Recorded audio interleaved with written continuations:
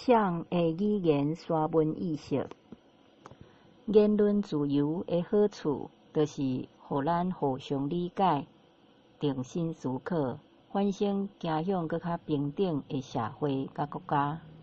毋过，咧讲咱的诉求的时，若急心性、煞失判断，甚至为个人的利益还是权势来反对，终其尾拢会互看破骹手。当然，你有你的言论自由，咱人定着拼死嘛会相挺。总是，遐个造乌擦白的言论，甲人对无仔的指控甲侮辱，咱人嘛是爱维护家己的清白甲尊严。语言平等已经差诚久啊！即几冬虽望有淡薄仔进步，不过万牛拖火车。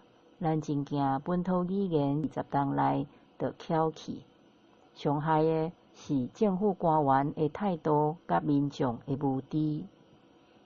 刊伫《自由时报》的扶老杀猪林德福这篇文章，是咧维护伫国会使用客语的权利，这是互尊敬的。毋过，作者却讲为互勒沙文主义去，有影是互沙无猫仔门。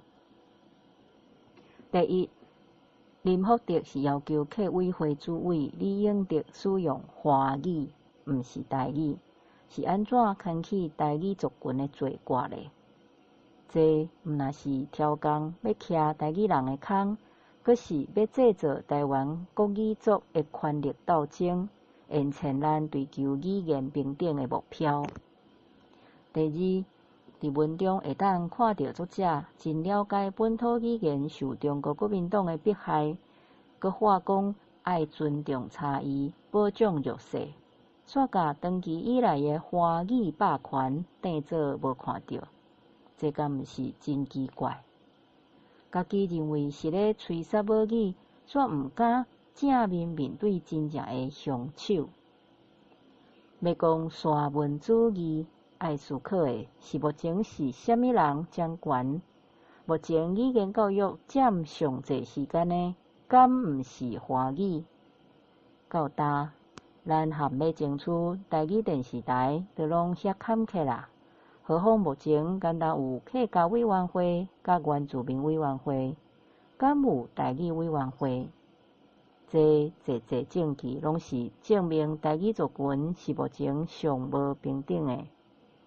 迄位大杰先生即款明显违法逻辑的言论，拍算是为着暗藏华语失明的真相，佮替人背书。有即款不得不切的言论，可见咱本土语言发展的路遥真远。